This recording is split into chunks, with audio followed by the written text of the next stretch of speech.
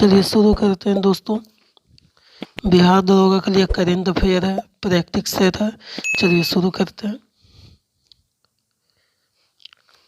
बोलता है ना, निम्नलिखित में किस राज्य की शिल्प कला गोंद पेंटिंग को जीआई टैग मिला?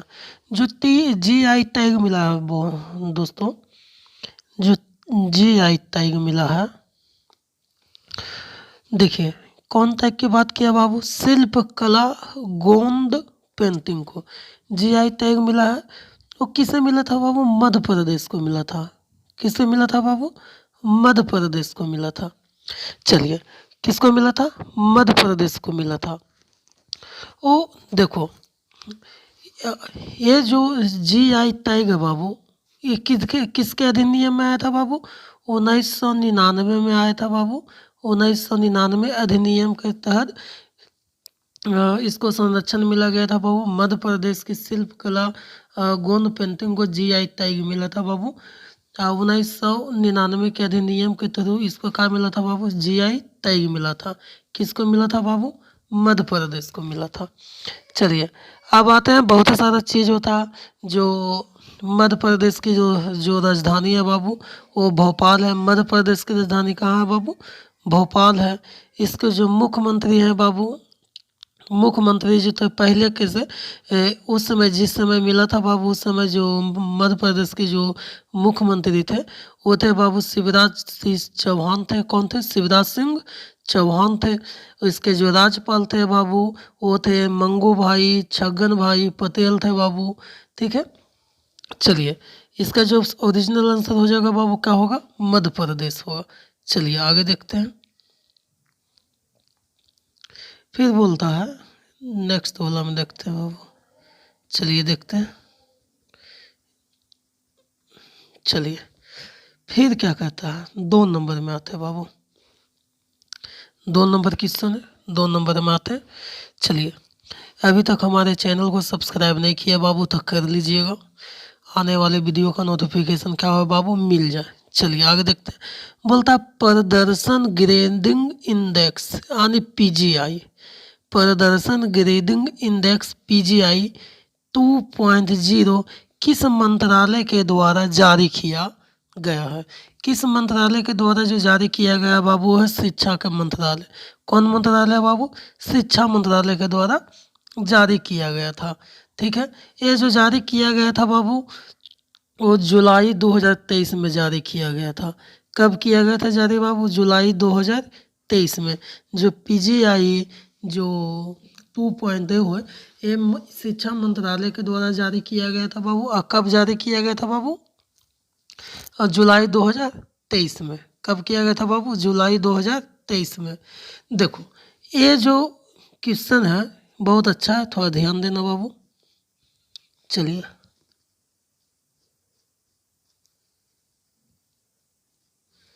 देखिएगा, देखिए जो पीजीआई है बाबू, पीजीआई 2.0, इसमें कितने संकेतक है बाबू? कितने संकेतक है? ये जो संकेतक है बाबू 73 संकेतक है। कितने संकेतक है बाबू? 73 वो संकेतक है जिसमें 1000 अंक शामिल है। कितना अंक शामिल है बाबू? 1000 अंक शामिल है। कितना अंक शामिल है बाबू? 1000 अंक है। ये 2021-22 में दिया गया था बाबू। 2021-22 के लिए पीजीआई 2.0 सभी केंद्र शासित प्रदेश राज्य हो चाहे 10 श्रेणियों में क्या किया गया बाबू? वर्गीकृत किया गया। इसका सही ऑप्शन क्या हो जाएगा? शिक्षा मंत्रालय। चलिए आगे देखते हैं। चलिए आते हैं 3 नंबर में। 3 नंबर बोला गया बाबू, भारत में पहली बार किस शहर की पुलिस द्वारा पुलिस ड्रोन यूनिट लॉन्च किया गया? यूनिट लॉन्च किया गया। ये जो लॉन्च किया गया बाबू ये चेन्नई पुलिस ने लॉन्च किया था। कौन पुलिस किया था बाबू? चेन्नई पुलिस लॉन्च किया था। कौन लॉन्च किया था बाबू? चेन्नई पुलिस लॉन्च किया था। चेन्नई जो पुलिस है वो लॉन्च किया था। ये जो है चेन्नई पुलिस लॉन्च किया था बाबू। और जो लॉन्च किया था ना वो तमिलनाडु में लॉन्च किया था। कहाँ किया था बाबू? तमिलनाडु में किया था, तमिलनाडु में किया था। और तमिलनाडु में हवाई निगरानी के लिए क्या किया था बाबू? भारत में पहली बार पुलिस ड्रोन यूनिट लॉन्च की थी। वो कौन किया था बाबू? चेन्नई किया था। कौन किया था? चेन्नई किया था। चलिए 4 नंबर देखते हैं। बोलता है ना भारत का पहला अंतर्राष्ट्रीय क्रूज पोत एमवी एक्सप्रेस निम्न में से किस देश की पहली यात्रा बन गई? किस देश की पहली यात्रा बन गई? ये जो बना था बाबू, ये जो बना था वो किसका बना था बाबू? श्रीलंका का बना था। किसका बना था? श्रीलंका का बना था। देखिए भारत की जो पहली अंतर्राष्ट्रीय क्रूज पोत एमवी एक्सप्रेस था वो अपनी पहली यात्रा के रूप में श्रीलंका पर गया था। कहाँ गया था बाबू? श्रीलंका पर गया था। पहली यात्रा कहाँ किया था बाबू? श्रीलंका गया था। श्रीलंका घूमने गया था। कौन? क्रूज पोत एमवी एक्सप्रेस कहाँ गया था? श्रीलंका गया था। ये जो बंदरगाह था चेन्नई बंदरगाह जो है, ये चेन्नई बंदरगाह के जहाज रानी जो मंत्री सर्बानंद थे वो हरी झंडी दिखाया था। इसका हरी झंडी कौन दिखाया था बाबू? जो जहाज रानी था, केंद्रीय जहाज रानी जो मंत्री होते हैं वो सर्बानंद सोनेवाल ने क्या किया था बाबू? हरी झंडी दिखाकर रवाना किया था। ये जो एमवी एक्सप्रेस है बाबू वो 3 बंदरगाहों को लेकर किया था। कहाँ था? एक हवन तोता था बाबू। कौन था? हवन तोता था। फिर था बाबू त्रिकोमाली था। कौन था? त्रिकोमाली था। फिर कौन था बाबू? कांके संतुरई था। ये तीनों की क्या करेगा बाबू? सैर कराएगा। ठीक है। अभी फिलहाल देखते हैं बाबू श्रीलंका की राजधानी कहाँ है बाबू? श्रीलंका की राजधानी कोलंबो था। ठीक है, श्रीलंका की राजधानी कोलंबो था। इसके जो प्रधानमंत्री है बाबू वो कौन थे? दिनेश गुणवर्धने थे। कौन थे बाबू? दिनेश गुणवर्धने थे। चलिए आगे देखते हैं 5 नंबर। बोलता वर्ष 2023 का टेम्पल्टन पुरस्कार, कौन पुरस्कार का बात किया बाबू? टेम्पल्टन पुरस्कार का निम्नलिखित में से किसको दिया गया था? निम्नलिखित में से किसको दिया गया था? ये जो दिया गया था बाबू किसको दिया गया था? एदना अदन इस्माइल को। इस एदना अदन इस्माइल को। ठीक है, एदना अदन इस्माइल को। ये जो पुरस्कार है बाबू, ठीक है, कौन पुरस्कार है? टेम्पल्टन पुरस्कार है बाबू। वो जो सम्मानित किया गया था वो 53 थे। कितना था बाबू? 53 थे। जो 13 तो जो भारत में टेम्पल्टन पुरस्कार क्या किया था बाबू? हासिल किया था। कौन थे? एदना अदन इस्माइल किए थे। ठीक है, जो टेम्पल्टन पुरस्कार की जो स्थापना था बाबू वो अमेरिकी में किया गया था। अमेरिका में किया गया था। कहाँ किया गया था? अमेरिका में किया गया था। इसकी जो टेम्पल्टन जो पुरस्कार है बाबू इसकी जो स्थापना था वो किया गया था अमेरिका में। कहाँ किया गया था बाबू? अमेरिका में। और कब किया गया था बाबू? 1972 में। कब किया गया था बाबू? 1972 में। और इसके जो पहली बार जो टेम्पल्टन पुरस्कार जो पहली जो विजेता थे बाबू वो थे मदर टेरेसा थे। कौन थे पहली विजेता? कौन थे बाबू? मदर टेरेसा थे। कौन थे? मदर टेरेसा थे। जो 1973 में क्या किया था बाबू? मिला था उनको टेम्पल्टन पुरस्कार। लेकिन वर्ष 2023 का बात किया गया बाबू तो कौन है? एदना अदन इस्माइल। यदि पहला बोला जाए तो कौन था? मदर टेरेसा थे। मदर टेरेसा थे। चलिए आगे देखते हैं। यदि पहला बोला जाए तो एदना अदन इस्माइल थे। ठीक है, 2023 में बोला जाए तो एदना अदन इस्माइल थे। और पहला बोला जाए तो कौन थे? मदर टेरेसा थे। चलिए आगे देखते हैं। फिर बोलता है विश्व एथलेटिक्स चैंपियन 2024 आयोजन निम्नलिखित में से किस देश में होगा? ठीक है, निम्नलिखित में से किस देश में होगा? ये जो देश है ना बाबू, यूके में होगा। कहाँ होगा बाबू? यूके में। कहाँ होगा? यूके में। यूके मतलब United United kingdom, United kingdom. ठीक है, यूके में किया जाएगा। कहाँ किया जाएगा बाबू? यूके में किया जाएगा। अब यूके यूनाइटेड किंगडम के किस शहर में किया जाएगा? तो ग्लासगो है। कौन है बाबू? ग्लासगो है, ग्लासगो है, ग्लासगो है। ठीक है, अब आते हैं आगामी खेल। इसी में कुछ खेल होते हैं बाबू। जो पुरुष मुक्केबाजी था विश्व चैंपियन में 2023 में कहाँ किया गया था बाबू? उज्बेकिस्तान में किया गया था। बहुत सारे हैं, छोड़िए, अब लंबा वीडियो लंबा हो जाएगा बाबू। तो इसका सही ऑप्शन क्या हो जाएगा? Option number D. चलिए आगे देखते हैं।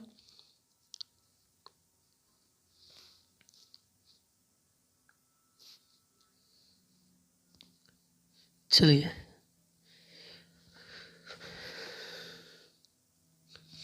फिर बोलता है हाल ही में बिंदेश्वरी पाठक का निधन हो गया। ठीक है, वह किस क्षेत्र से संबंधित है?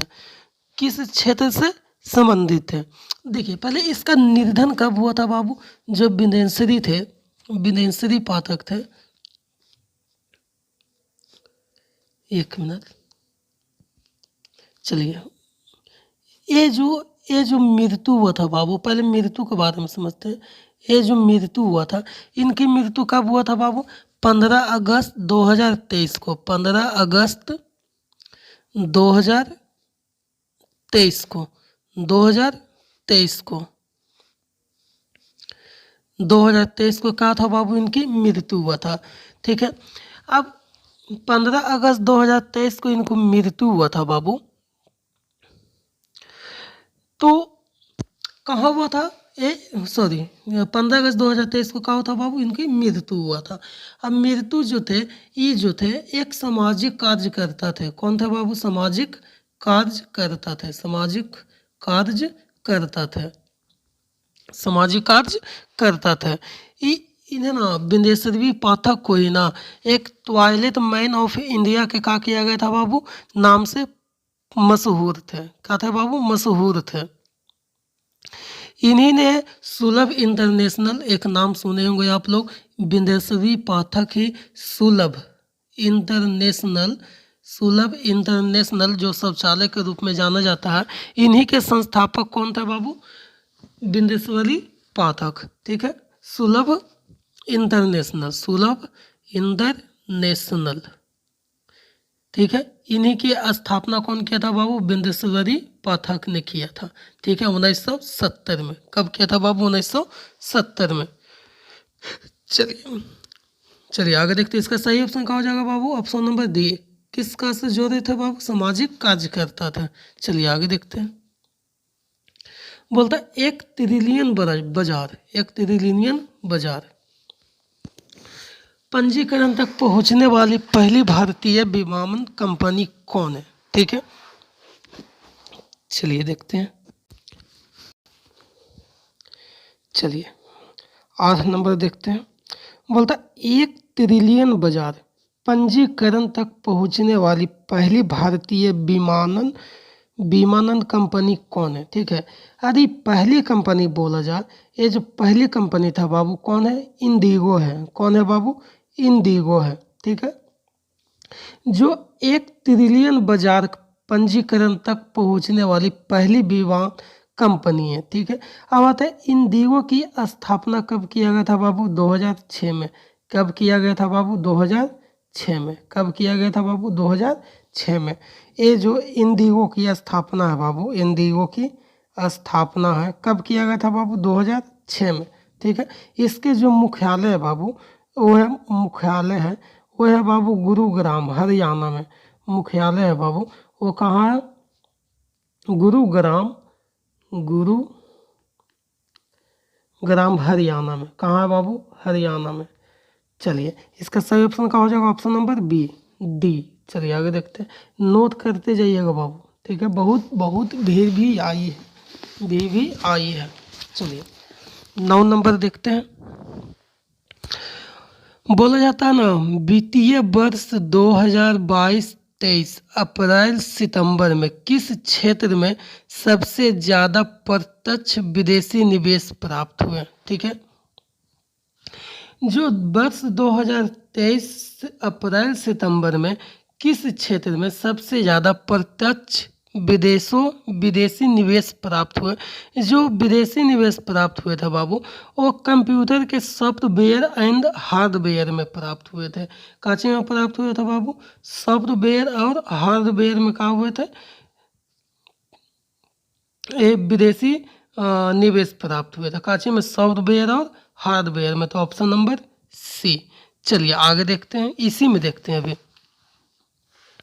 देखिए, भारत में टॉप 3 में निवेश जो होता है एफडीआई होता है, करने वाला जो देश है बाबू टॉप 3 में, ठीक है, वो है एफडीआई में बात किया जाता है। ठीक है, टॉप 3 में निवेश में। ठीक है, तो एक होता है बाबू सिंगापुर। ठीक है, कौन होता है बाबू? सिंगापुर। फिर होता है बाबू मॉरिशस। फिर होता है काची? अमेरिका। फिर काची होता है बाबू? अमेरिका। ठीक है, फिर आ रही है भारत में ही टॉप 3 में एफडीआई को आकर्षित करने वाला जो क्षेत्र था बाबू, पहला था कंप्यूटर सॉफ्टवेयर और हार्डवेयर। ठीक है, यही वाला। फिर था दूसरा था बाबू सेवा में। फिर दूसरा काची था बाबू? सेवा में। फिर तीसरा का था बाबू व्यापार में। तीसरा का था व्यापार में। ठीक है, पहला बोला जाता था कंप्यूटर सॉफ्टवेयर एंड हार्डवेयर में, पहला हुआ था। चलिए इसका सही ऑप्शन क्या हो जाएगा? Option number C. चलिए आगे देखते हैं। 10 नंबर बोलता है विश्व बैंक के एक रिपोर्ट के अनुसार, ठीक है, विश्व बैंक के एक रिपोर्ट के अनुसार 2022 में भारत ने कितना बिलियन अमेरिकी डॉलर धन प्रेषण के रूप में प्राप्त किया था? कितना डॉलर धन प्रेषण के रूप में कहा किया था बाबू? प्राप्त किया था। ये जो धन प्राप्त किया गया था ना, वो 2022 में धन प्राप्त किया गया था, मेरे अनुसार अप्रॉक्स 111 बिलियन।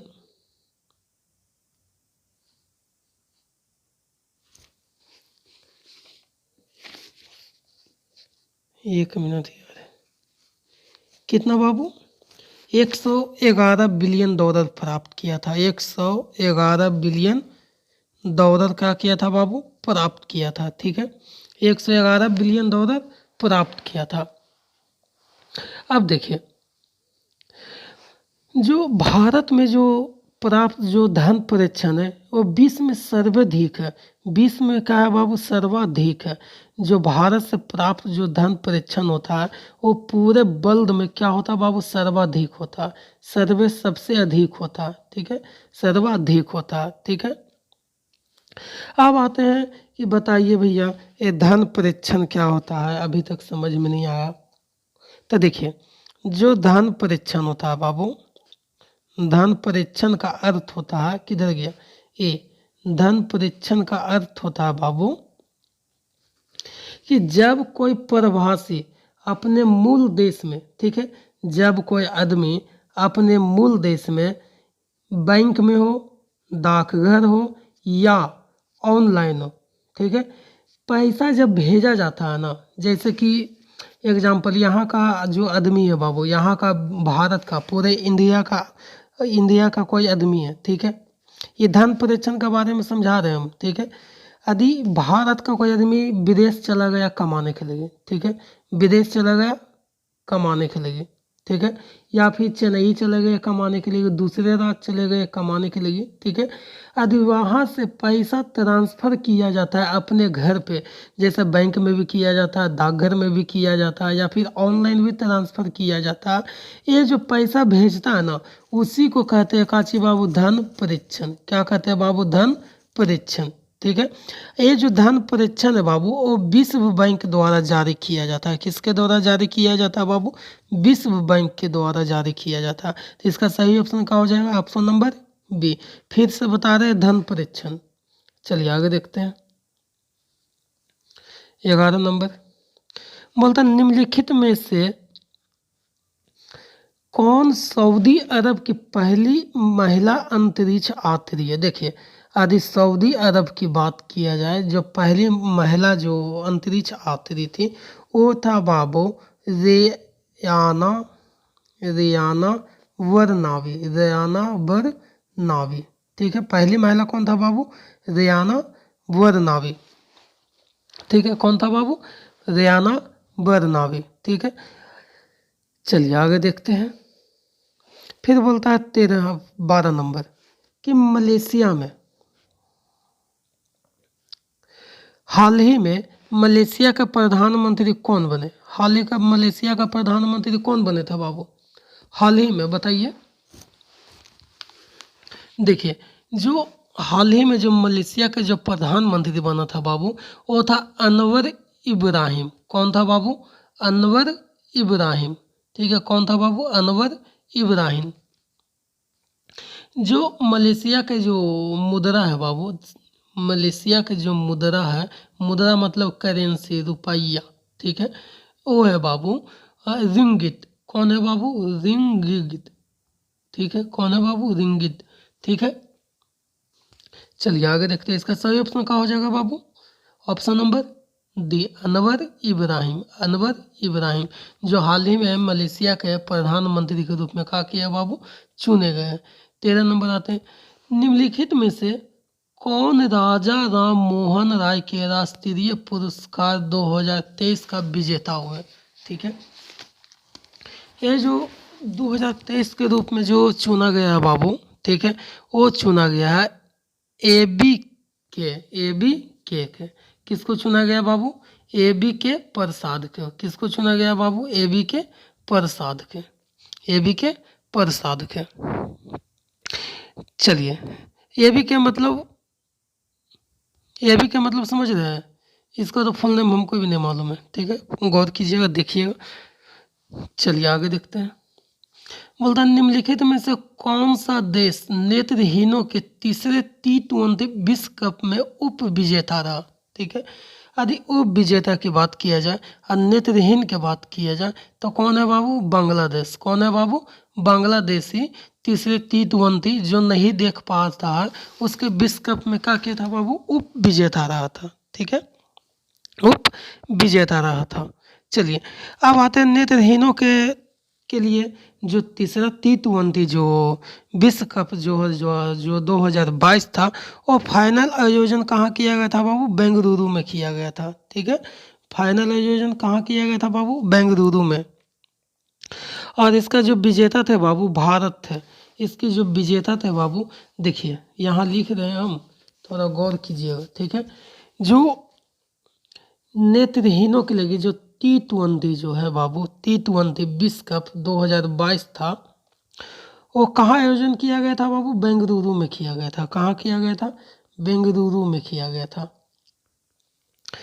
और इसके जो विजेता है बाबू भारत रहा। कौन रहा बाबू? भारत रहा। वो भी एक बार नहीं, तीसरी बार। कितनी बार बाबू? तीसरी बार। उप विजेता की बात किया जाता है बाबू, उप विजेता की बात किया जाता है, वो था कौन था? बांग्लादेश था। बांग्लादेश था। कौन था बाबू?